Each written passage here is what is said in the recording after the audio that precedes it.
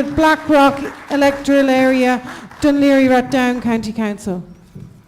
Hi, good afternoon everyone. I'm very proud to be representing Blackrock and with my colleague Deirdre Kingston. More than 1 in 5 families are now renting their homes from a private landlord in this country, and the number is higher in the Dublin region.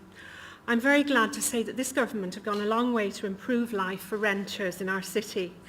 But the older parts around where I live in Dunleary and Blackrock often had families in substandard rented housing due to antiquated regulations which allowed for the most primitive of conditions.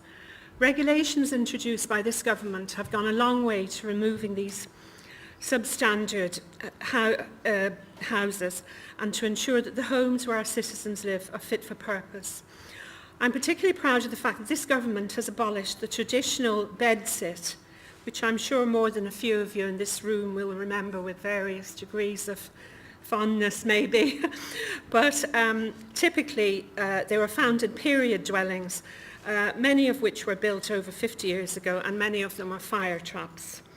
Their occupants have been forced to share bathrooms and cooking facilities, and this sort of outdated, substandard accommodation has no place in modern Ireland. It's hard to believe that up to recently, some tenants in Ireland have had to use an outdoor toilet, walking down flights of stairs, maybe in the middle of the night, in the depths of winter, and often people having to share facilities with numerous strangers. These new regulations are abolishing such situations and providing better quality housing for those who need it. Very soon now, this government, at the instigation of Jan O'Sullivan, our housing minister, will introduce legislation to protect tenants' deposits.